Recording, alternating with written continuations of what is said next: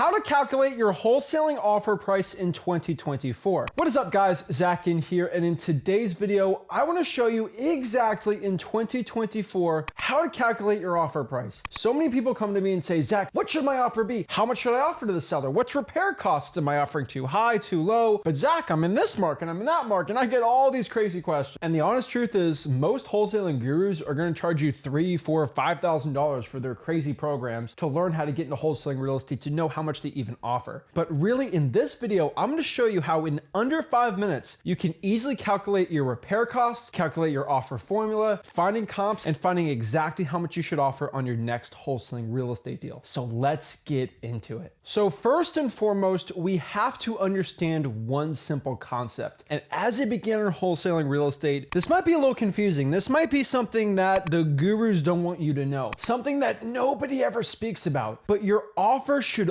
always be denied first. And I know you might be saying, Zach, what are you talking about? My guru said I have to perfectly calculate my offer to a T, make sure everything's perfect, calculated, all this great stuff. But no, it's not a crazy science Frankenstein experiment where you're calculating everything perfectly. This is not engineering. This is wholesaling real estate. You roughly want to kind of know in a ballpark range how much a cash buyer will buy the house for, and then severely lowball the seller so you can make the most in between these deals. This is why these gurus that perfectly calculate things, they're only making 10, 12, 14, 15 grand on a wholesaling deal, when you and me, you see from our students, you see from people at freewholesaling.com that learn for free, our subscribers. Heck, you see me showing checks. We're doing 40, 50, 60, 100K plus assignment fee deals because I don't play that stupid guru game. I go for the no, I do lowball offers, and I get amazing wholesaling deals. So the first and most important concept of getting into our offer formula and how to calculate things is to know you are not gonna be perfect. You can be roughly accurate, but you're never gonna be perfect here. If you waste all this time calculating, getting everything perfect, you're gonna waste time that could be spent doing more marketing, talking to more motivated sellers, and getting better cash buyers. So first of all, we know we can't be perfect on this. But how do we get the closest to perfect on our wholesaling offers? Well, my formula is pretty simple. We gotta figure out ARV minus repairs. That is gonna be the main factor for finding our good wholesaling deals. Now, before I get these crazy guru trained students who paid 12 grand and they got kicked out of the course because they didn't want to spend another 12 grand to renew for the year, saying, well, my mentor said it's ARV multiplied by something minus repair clause or minus repair cost to the fourth decimal place, and then we minus out our wholesale fee on top of that. Now, shut up. I do not want to hear what your guru said. Your guru don't make more than 4 or 5 grand a wholesaling deal, and they try to get you for a $12,000 program. You're watching this because your guru failed you. We are not doing these stupid guru games. You gotta listen to what we say. We make it more simple here. We don't overcomplicate this. Gurus overcomplicate their offer formulas because if you pay 12 grand, they got to make something crazy and complex to make it feel good. It is ARV minus repairs. This is what we're focusing on here in wholesaling real estate. Now, what is the first part in this formula? ARV, which is after repair value. I think a lot of wholesalers get ARV wrong, and coming into 2024, you cannot be overshooting ARV. Most wholesaling gurus have crazy low variables. You do ARV minus repairs and you multiply 50, 40, heck, I've seen 30% from some of these gurus because they're assuming you suck at comping. They assume you suck at calculating ARV. When the truth is, when you do it the right way, you can multiply it by 70, 80, 83%. And so unfortunately, if you use a guru formula with us, it's not gonna work because we show you how to be more accurate than these gurus. So ARV is after repair value. So let's kind of take the AR out of ARV. ARV is just value. So I take the A and R out of it, it's just value, right? So the AR is after repair, which basically means what is the property worth right now before we put the repair cost in? And so I have ARV minus repairs. Repairs is the after repair part. So ARV minus repairs is value. What's the thing worth right now to a cash buyer? And that's what we're actually calculating here. Now, ARV is what the property is worth after it's repaired. And what I look at repairs is, it's a multitude of things, right? It's updating the property, fixing up the roof, the AC, if there's any issues, repairs basically, with the property to make it look good. ARV, in my opinion, is not adding anything crazy to the property. It's not adding square footage. It's not adding a mother-in-law suite. It's not changing the zoning and then adding more multifamilies on. It's just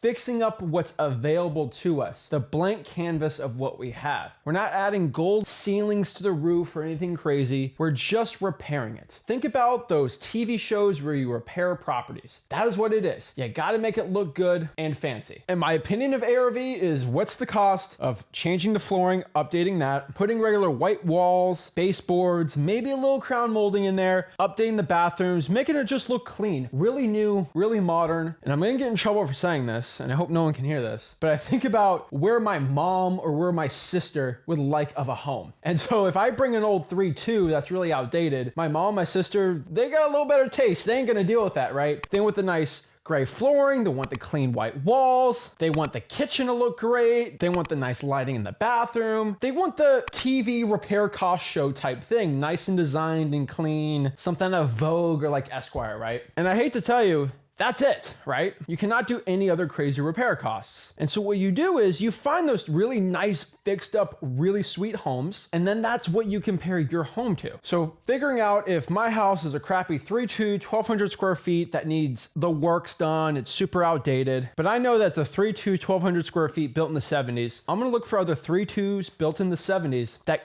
actually did the work and the repairs to it. And I find out those properties are selling right now to $300,000. I figure out on my property, it's probably gonna take 50 grand to get to that level. And that's kind of a starter. So ARV here, let's say it's gonna be 300,000. I'm gonna have to probably put 50K into my property right now to make it into 300, which means the current value of this home is $250,000. See what I did there? ARV 300,000 minus repairs of 50,000 is 250,000. Now you might say, Zach, how did you figure out 50 grand? Well, I made it pretty easy and pretty simple. I have a very easy repair cost worksheet right here where I can basically go off of square footage from high, medium, and heavy. So we have 1,500 square feet and below, 1,500 to 3,000 square feet, and 3,000 square feet and above. And we have light, medium, heavy repair. Heavy repair is a little crazy. It's a little much. Now, clearly looking at this chart here, you're gonna see 50,000. How did you come up with that, right? Seems a little weird. Well, the property needed heavy renovations, but it wasn't like insanely heavy. Like it didn't have to do a complete regut or I get rid of all the drywall. I had crazy repairs, but I needed a full renovation on the property, right? So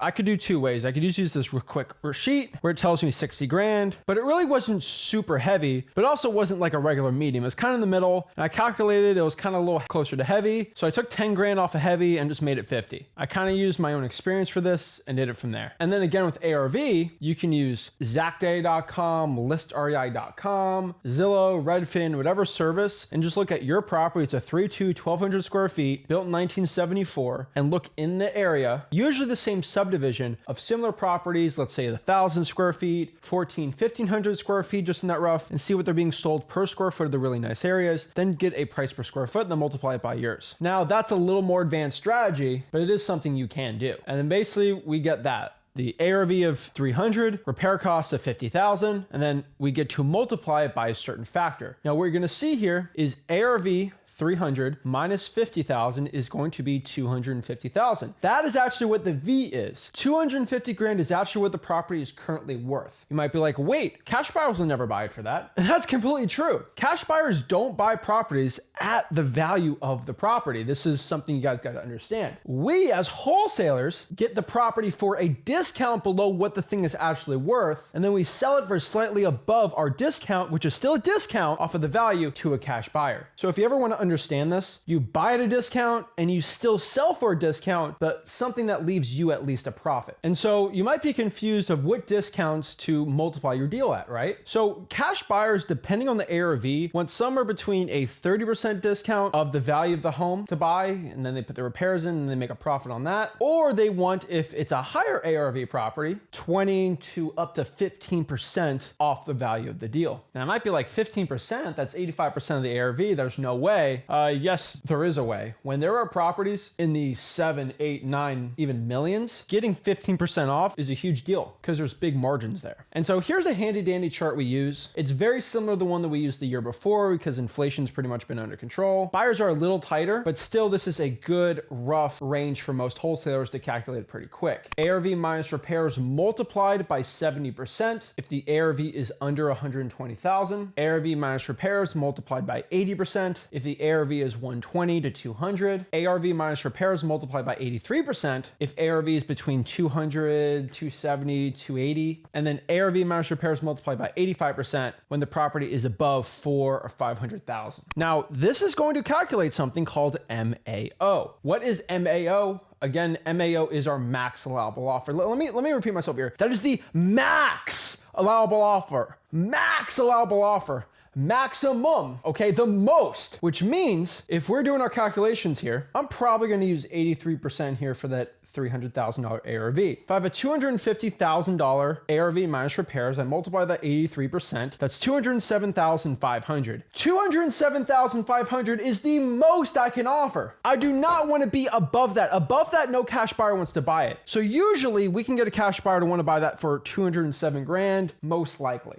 Maybe 207,500. This means if I lock up the deal for 200, I should probably make around 7,000, 7,500 bucks on the deal. But no, you are not guru trained. You don't listen to broke wholesaling gurus. You want to make 40, 56 grand on this deal. What you're going to do is not really focus on MAO, but focus on my little friend here called LAO. And so most guru trained wholesalers are going to be like, okay, my MAO is 207. I'm going to offer 200 and maybe negotiate it, lock it up for 204 and then make 3 grand, which is stupid. That's what broke wholesalers do. What I do instead, and what Rick has always done, is we go for the no. Let me repeat myself. Go for the no. Make sure your initial offer is a no. And so how do we do this? We just calculate the LAO, which is the least allowable offer. Basically the least I can offer without the seller kicking me out, cussing me out, or just outright destroying the deal. I have personally calculated LAO to be 70% of the MAO. So if my MAO is 207,500, I'm going to multiply that by 70%. And I calculated my LAO to be 145 grand, which would leave me about a $61,000 profit. Now, it's up to you if that's what you want to offer or not, really depending on the property here. But I would say go for it if you want to go for it. Me personally, on a deal like this, looking at the numbers, knowing that MAO is 207, I'm probably going to offer anywhere between 170 to maybe 165 on that initial offer, and maybe negotiate in the middle at 180, 190, end up making 30, 25 grand on the deal. Now, when repair costs go a little higher, I can offer even lower, but really that's a good initial offer for a virtual wholesaling deal. Now, if this is in person, I'm probably offering 150 because I always go for that no, and I always get that cash. But really that's a rough overview of what to offer in 2024 for wholesaling real estate. I know I sound crazy saying this, but you see the results. You go to freewholesaling.com, you see the testimonials, you see the people showing checks of learning wholesaling real estate for free. These are not little baby